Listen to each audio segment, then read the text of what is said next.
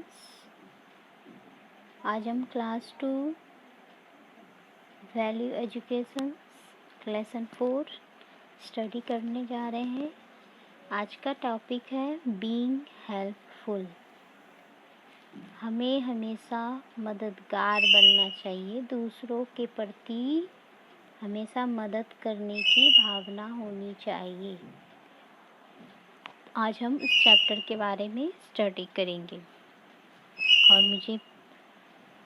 मुझे I hope कि आप मेरे इस स्टोरी से आप भी इससे कुछ सीख लेंगे। आपको भी इस तरह से बनना चाहिए। हेल्पफुल बनने के लिए आपको हमेशा काइंडनेस होना चाहिए, दूसरों के प्रति हमेशा दया की भावना रखनी चाहिए। कंपैशन, हमेशा दूसरों के प्रति सहानुभूति रखनी चाहिए कि हम हमेशा दूसरों का मदद करने के लिए तैयार रहें। Everyone needs help at some point of time in their life. प्रति व्यक्ति को मदद की ज़रूरत होती है अपने लाइफ में हर समय। किसी न किसी समय पे हर व्यक्ति को अपनी लाइफ में हेल्प की ज़रूरत होती है दूसरों की।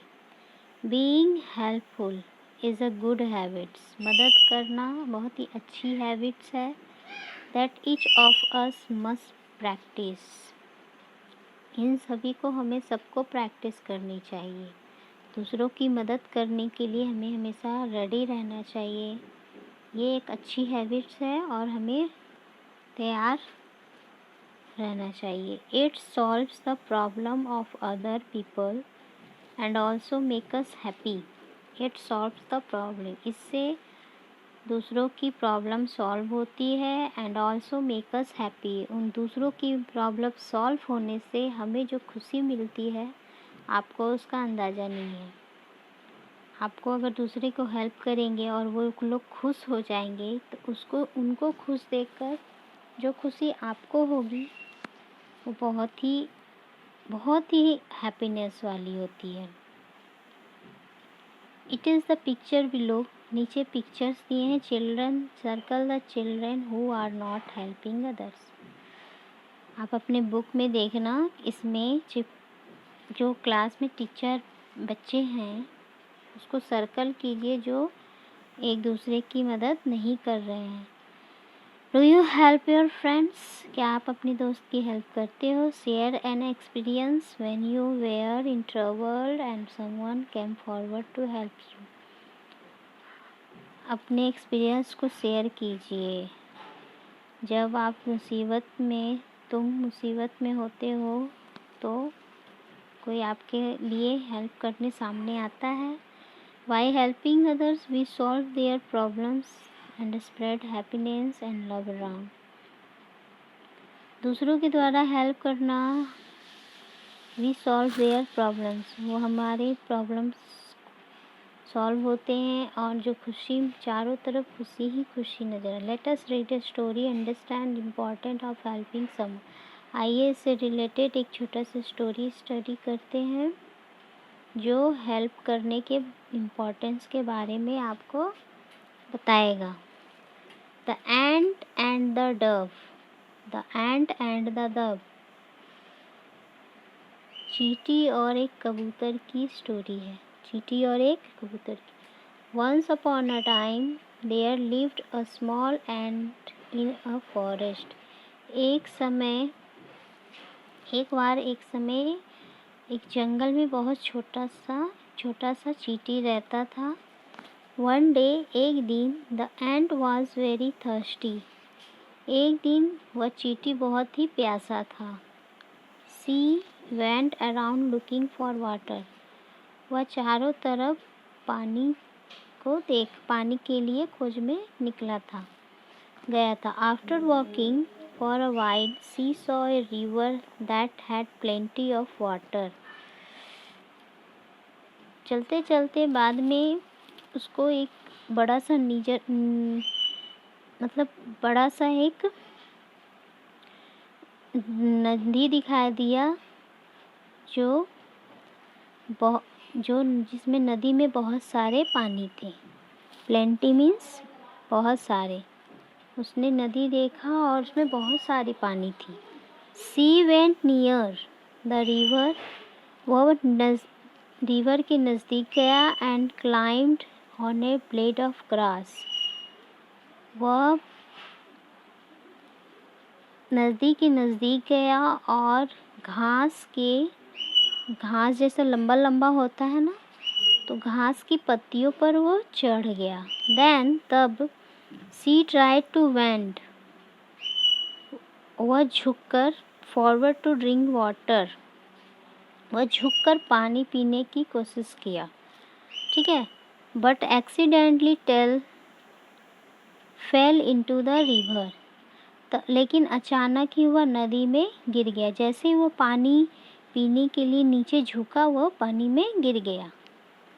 A dove on a nearby tree saw the ant in trouble. नज़दीक ही एक पेड़ पर कबूतर था जो चींटी को मुसीबत में देख रहा था, जो मुसीबत में पड़ते हुए देख रहा था। He quickly plucked a leaf and dropped into the river. वह जल्दी ही उसने एक पत्ती तोड़ा और नदी में गिरा दिया।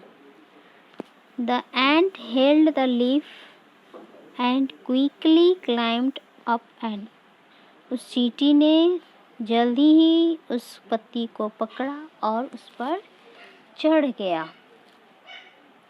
She sailed through the river on the leaf and reached the bank. वह नदी के पत्ती पे चढ़कर नदी के किनारे पहुंच गया वह चींटी। She thanked the dove for saving her life and went back home. उस चींटी ने उस डव को थैंक यू किया, उसकी लाइफ बचाने के लिए उसको थैंक यू कहा और अपने घर वापस चला गया। After a few days, कुछ दिनों के बाद, the ant saw a hunter aiming his arrow at the dove who saved her life. कुछ दिनों के बाद उसने एक शिकारी को उस कबूतर पर लक्ष्य साधते हुए देखा। एक शिकारी, आप पिक्चर में देख रहे होंगे बगल में, एक शिकारी था जो उस कबूतर पे निशाना लगाए हुए था अपने तीर से। The dove who saved her life, कबूतर अपनी जान बचाने के लिए। The ant understood that the dove was in trouble. चींटी समझ गया कि कबूतर की जान मुसीबत में है।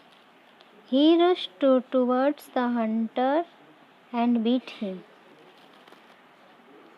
him on his leg. वह चींटी जो है शिकारी की ओर पहुंचा और उसके पैर को जोर से काट दिया। शिकारी के पैर को जोर से काटा। Ouch! cried the hunter.